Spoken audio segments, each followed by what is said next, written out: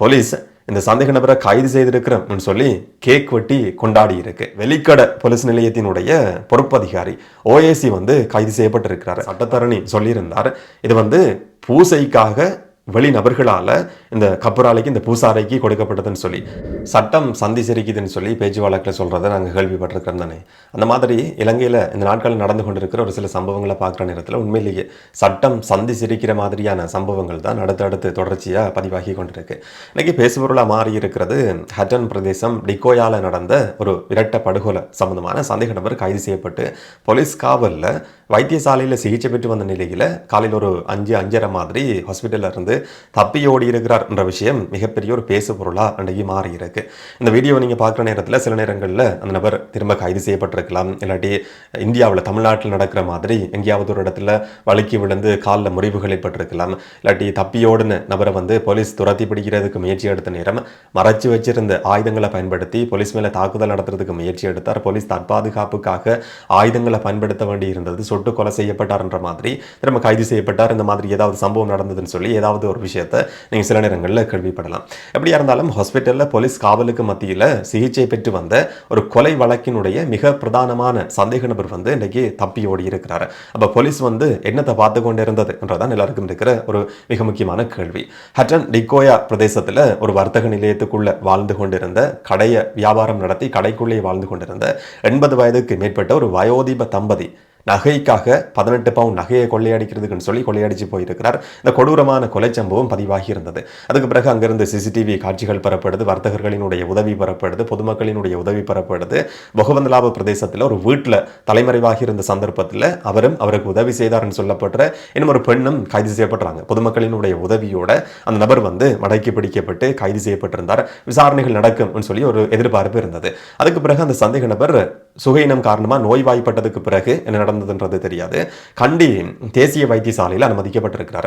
Police காவலுக்கு மத்தியில் விளக்கமறியல் வைக்கப்பட்டிருந்த ஒரு மிக பிரதானமான ஒரு சென்சிட்டிவான கேஸினுடைய சந்தேக நபர், ஒரு பாதுகாக்கப்பட வேண்டிய நபர், என்னதான் கொலை குற்றச்சாட்டை எதிர்நோக்கி இருக்கிற நபராக இருந்தாலும் உண்மையில பாதுகாக்கப்பட வேண்டிய மிக பிரதானமான ஒரு நபர் எல்லாருக்குமே ஒரு அதிருப்தி ஏற்படுத்தி இருக்கிற சம்பவம். இது மட்டும் கிடையாது, பொதுமக்களோட உதவியோட இந்த சந்தேக நபர் கைது செய்யப்பட்டதுக்கு பிறகு போலீஸ் ஏற்பட்டிருக்கிற விதம் என்றதும் இன்னைக்கு எல்லா இடங்கள்லையும் விமர்சனத்துக்கு உள்ளாகி இருக்கு.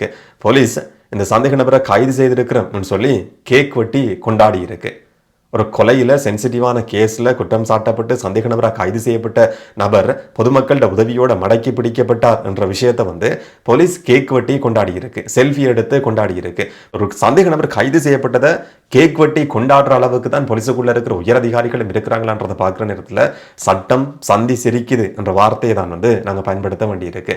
போலீஸ் ஏற்படுற விதம் சம்பந்தமாக கடுமையான விமர்சனங்கள் தொடர்ச்சியாக எல்லாருக்குமே இருந்து கொண்டிருக்கு. இப்போ பல்லைகம ஹேமரத்ன தேரர் அனுராதபுரத்திலிருந்து கொழும்பு நவலோக வைத்தியசாலைக்கு போகும் வரைக்கும் போலீஸுக்கு தெரியாது எங்க இருக்கிறார் என்ன செய்யறாருன்னு சொல்லி கைது செய்யப்படணும்னு சொல்லி உத்தரவு பிறப்பிக்கப்பட்டு அவர் போலீஸ் தேடிக்கொண்டிருந்தது. ஆனால் அனுராதபுரத்திலிருந்து கொழும்புக்கு பயணம் செய்கிறார். இன்னும் ஒரு பக்கம் கபில சந்திரசேனவினுடைய சம்பவத்தில் புன ரத்து செய்யப்பட்டு உடனடியாக திரும்பி கைது செய்யப்படணும்னு சொல்லி ஒரு உத்தரவு நீதிமன்றத்தால் பிறப்பிக்கப்பட்டிருந்தது. அந்த உத்தரவு உடனடியாக நடைமுறைப்படுத்தப்பட்டிருக்குமா இருந்தா அன்றைய நாளிலேயே கபில சந்திரசேன கைது செய்யப்பட்டிருப்பாரா இருந்தா இந்த மாதிரியான ஒரு மர்மமான மரணம் சம்பந்தமான செய்தியை நாங்கள் கேள்விப்பட வேண்டிய அவசியம் இருந்திருக்காது, அந்த மாதிரியான சம்பவம் நடந்திருக்காது. இப்ப இந்த சந்தர்ப்பத்தில் போலீஸுக்குள்ள இருக்கிற ப்ரொஃபஷனலிசம் சம்பந்தமான ஒரு கேள்வி ஒரு பக்கம் இருந்தாலும் அந்த வழக்கு அதோட கைதோட முடிய போறது கிடையாது. ஆதாரங்களை திரட்ட வேண்டி இருக்கும், அவருடைய விசாரணைகளை நடத்த வேண்டி இருக்கும், மரண விசாரணை நடத்தப்படும், அதுக்கு பிறகு அதனுடைய அறிக்கைகள் சமர்ப்பிக்கப்பட வேண்டி இருக்கும், அரசு ரசாயன பகுப்பாய்வு நடத்தப்பட வேண்டி இருக்கும், தடயவியல் விசாரணை நடத்தப்பட வேண்டி இருக்கும், சட்டம் அதிபர்த்தனைகளுக்கு டாக்குமெண்ட்ஸ் அனுப்ப வேண்டி இருக்கும், நீதிமன்றத்தில் திரும்ப வழக்கு சம்பந்தமான விசாரணைகள் நடத்தப்பட்டு நீதிமன்றம் ஒரு தீர்ப்பை கொடுக்கும். அந்த தீர்ப்பு கொடுக்கப்பட்டதுக்கு பிறகும் இந்த வழக்கு முடிய போறது கிடையாது. அதுல குற்றம் சாட்டப்பட்ட நபர் தீர்ப்பை எதிர்நோக்கி இருக்கிற நபர் மேன்முறையீடு செய்யலாம். இந்த விசாரணை நடத்துற தரப்பு மேன்முறையீடு செய்ய முடியும். மேன்முறையீடு விசாரிக்கப்பட்டு அதுக்கு பிறகு ஒரு தீர்ப்பு கொடுக்கப்படும். அப்ப கிட்டத்தட்ட இதுல உண்மையான நீதி கிடைக்கிறதுக்கு 10-15 வருஷங்களாவது குறைஞ்சபட்சம் இலங்கையில தேவைப்படும். அப்படியான ஒரு பின்புலத்துல போலீஸ் சந்தேக நபரை கைது செய்ததும் கேக் வெட்டி கொண்டாடி இருக்கு. கேக் வெட்டி கொண்டாடுற அளவுக்கு இது ஒரு வேர்ல்ட் கப் வின் பண்ற சம்பவம் கிடையாது, இல்லாட்டி ஒரு அரசியல் கட்சி மாதிரி போலீஸ் நடந்து கொள்ளுதுன்னு சொன்னா இந்த நாட்களில் நடக்கிற சம்பவங்களை பொறுத்த வரைக்கும் ஒரு ஹீரோ பிம்பத்தை ஏற்படுத்துறதுக்கான முயற்சி அந்த மாதிரியான ஒரு எதிர்பார்ப்பு போலீஸுக்குள்ள இருக்குன்றதான் அண்மையில் நடந்து கொண்டிருக்கிற ஒரு சில சம்பவங்கள் எங்களுக்கு உணர்த்தது. அந்த போலீஸ் அப்படி செயல்படுதுன்னு சொன்னா இன்றைக்கு இன்னும் ஒரு சம்பவத்தை நாங்கள் கேள்விப்படுறோம்.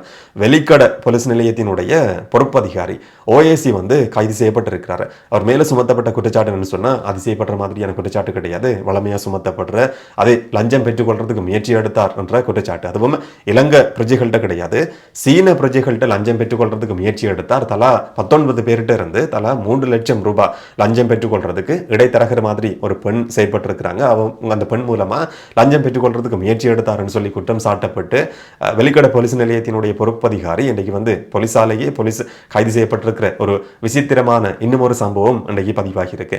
நாளைக்கு அவர் நீதிமன்றத்தில் முன்னிலைப்படுத்தப்படுவார்னு சொல்லி ஊடகங்களில் செய்திகள் வெளிவந்திருந்தது. சில நாட்களுக்கு முதல்ல மே மாதம் 7ஆம் தேதி வெலிக்கடை போலீசால வந்து ஒரு சுற்றி வளைப்பு முன்னெடுக்கப்பட்டிருந்தது. இந்த நாட்களில் வந்து வெளிநாட்டு பிரஜைகள் அதிகமாக கைது செய்யப்பட்டதை நாங்கள் தொடர்ச்சியாக கேள்விப்பட்டு கொண்டிருக்கிறோம். கணனி குற்றங்களில் ஈடுபட்டார்கள், ஸ்கேம்ல ஈடுபட்டார்கள் சொல்லி குற்றம் சாட்டப்பட்டு 92 சீன பிரஜைகள் வந்து கைது செய்யப்பட்டிருந்தாங்க. அந்த கைது நடக்கிற நேரத்தில் அதுல இருந்த ஒரு குரூப் வந்து தப்பி ஓடி இருக்கு. அப்படி தப்பி ஓடினாலும் 19 கடவுச்சீட்டுகள் பாஸ்போர்ட்டை வந்து போலீஸ் பொறுப்பில் எடுத்திருக்கு. இந்த 19 பாஸ்போர்ட்டையும் விடுவிக்கிறதுக்குன்னு சொல்லி சீன பிரஜைகளுக்கு திரும்ப கொடுக்கறதுக்குன்னு சொல்லி வெலிக்கடை போலீஸ் நிலைய பொறுப்பதிகாரி ஒவ்வொரு சீன பிரஜைட்டையும் இருந்து 3 லட்சம் ரூபாய் லஞ்சம் பெற்றுக்கொள்றதுக்கு முயற்சி எடுத்துட்டு இருக்கிறார் என்ற குற்றச்சாட்டில் அவர் இப்போ கைது செய்யப்பட்டிருக்கிறார். அந்த பாஸ்போர்ட் எங்கன்னு சொல்லி இந்த 17ஆம் தேதி போலீஸ் போய் அவர் ஆஃபீஸில் தேடி இருக்கு. அந்த பாஸ்போர்ட் அந்த இடத்துல இருந்து கண்டுபிடிக்க முடியல.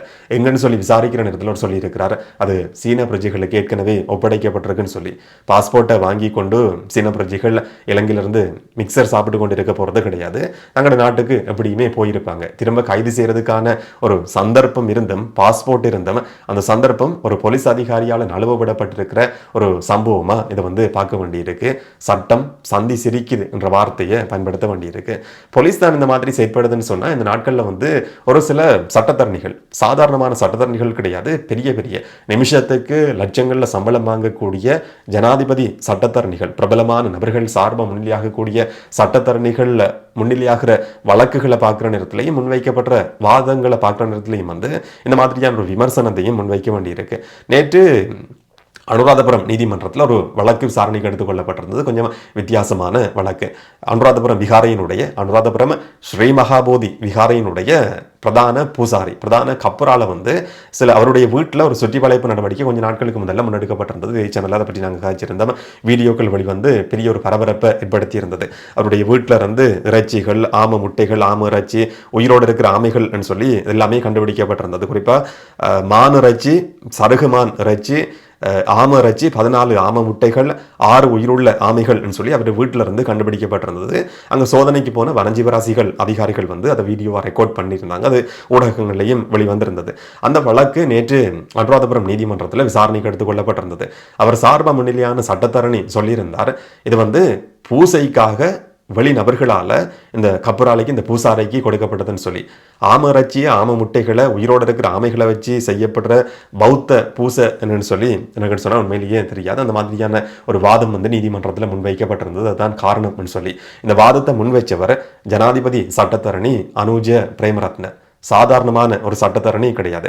முன்னாள் ஜனாதிபதி ரணில் விக்ரமசிங்கவினுடைய வழக்கில் முன்னிலையான அதே ஜனாதிபதி சட்டத்தரணி அனுஜ பிரேமரத்ன இந்த கப்புரால சார்பா முன்னிலையாகி இருக்கிறார். ஒரு கப்புரால சார்பா ஜனாதிபதி சட்டத்தரணி முன்னிலையாகி இருக்கிறார்னு சொன்னா இது வந்து இதுல சர்ச்சையான விஷயமா பார்க்க வேண்டியது என்னன்னு சொன்னா, இப்ப ரணில் விக்ரமசிங்க சார்பாக முன்னிலையாகிற சட்டத்தரணி ஒரு பூசாரி சார்பாக முன்னிலையாக கூடாதுன்ற கேள்வி வந்து சில நேரங்களில் உங்களுக்கு இருக்க முடியும். அது இங்க இருக்கிற பிரச்சனை கிடையாது. பெரிய பெரிய ஆட்கள் சார்பாக எல்லாம் நிமிஷத்துக்கு லட்சங்கள்ல சம்பளம் வாங்கி கொண்டு முன்னிலையாக கூடிய சட்டத்தரணி ஒரு பூசாரி சார்பாக முன்னிலையாகி இருக்கிறார்னு சொன்னா, அந்த பூசாரிக்கு இந்த சட்டத்தரணிக்கு கொடுக்கறதுக்கான லட்சக்கணக்கான பணம் எங்கிருந்து கிடைச்சதுன்றதும் சமூகத்துல எந்த அளவுக்கு செல்வாக்கான ஒரு பவர்ஃபுல்லான நபர்களா விகாரையோடு சம்பந்தப்பட்ட பிக்குகள் அங்க வேலை செய்யற பூசாரி வரைக்கும் மாறி இருக்கிறார்கள்ன்றதுக்கான ஒரு உதாரணமாக தான் இந்த சம்பவத்தை வந்து பார்க்க வேண்டியிருக்கு. இதே விஷயத்தை வனஜீவராசிகள் திணைக்களத்தினுடைய அதிகாரியும் நீதிமன்றத்தில் குறிப்பிட்டிருந்தார். இந்த விசாரணையை செய்திருப்பதற்கான முயற்சி முன்னெடுக்கப்படுது, ஆதாரங்கள் இருந்தாலும் கூட வெளிநபர்களால் கொடுக்கப்பட்டதுன்னு சொல்லி ஒரு சந்தர்ப்பத்தில் சொல்றார். ஆனால் அவருக்கு தெரிஞ்சு கொண்டுதான் இந்த ஆமைகள், உயிரோடு இருக்கிற ஆம இறைச்சிகள், முட்டைகள் எல்லாமே அந்த இடத்துல இருந்தது. அதை நாங்கள் கண்டுபிடிச்சிருந்தோம்ன்ற மாதிரி வனஜீவராசிகள் திணைக்களத்தினுடைய அதிகாரி வந்து குறிப்பிட்டிருந்தார். இவர் சார்பா முன்னிலையான சட்டத்தரணி அனுஜ பிரேமரத்ன ஒரு ஜனாதிபதி சட்டத்தரணி, முன்னாள் ஜனாதிபதி ரணில் விக்ரமசிங்கவினுடைய வழக்கு வரைக்கும் முன்னிலையாக கூடிய மிக பிரபலமான ஒரு நபர். இதுக்கு முதல் நாங்கள் தொடர்ச்சியாக கதைச்சு கொண்டிருக்கிற பிக்கு அனுராதபுரம் பல்லேகம ஹேமரத்ன தேரர் சார்பா முன்னிலையான சட்டத்தரணியும் வந்து ஜனாதிபதி சட்டத்தரணி காலிங்க இந்த திசை அவர் முன்னாள் ஜனாதிபதி ரணில் விக்ரமசிங்கவினுடைய செயலாளர் சமநேகநாயக்க சார்பா அதே வழக்கில் முன்னிலையான ஒரு நபர். இந்த மாதிரியான சம்பவங்களை எல்லாம் கேள்விப்படுற நேரத்தில் சட்டம் எல்லாருக்கும் சமமானது சொல்றதை வந்து எந்த அடிப்படையில் ஏற்றுக்கொள்றதுன்றதான் எல்லாருக்கும் இருக்கிற ஒரு கேள்வி. இந்த விசாரணைகளை பொறுத்த வரைக்கும் இந்த செலக்டிவான விசாரணைன்னு சொல்லி நாங்கள் சொல்லுவோம். இந்த சம்பவம் சம்பந்தம் விசாரிக்கலாம், இந்த நாங்கள் கண்டுகொள்ளாமல் இருக்கலாம் என்ற மாதிரியான ஒரு செயற்பாடாக தான் சில விசாரணைகளையும் பார்க்க வேண்டியிருக்கு. இந்த மாதிரி சட்டம் வந்து எல்லாருக்கும் சமமானதுன்னு சொல்றத எந்த அடிப்படையில் ஏற்றுக்கொள்ளலாம்ன்றதும் இதில் இருக்கிற ஒரு கேள்வியாக தான் பார்க்க வேண்டியிருக்கு. விசாரணைகள் நடக்குது, என்ன நடக்க போகுதுன்றதை நாங்கள் பொறுத்திருந்து பார்க்கலாம். இதை பற்றி நீங்கள் என்ன நினைக்கிறீங்கன்றதை கமெண்ட்டில் சொல்லுங்கள். இன்னும் ஒரு வீடியோவில் இன்னும் ஒரு தகவலோடு சந்திக்கலாம். வணக்கம்.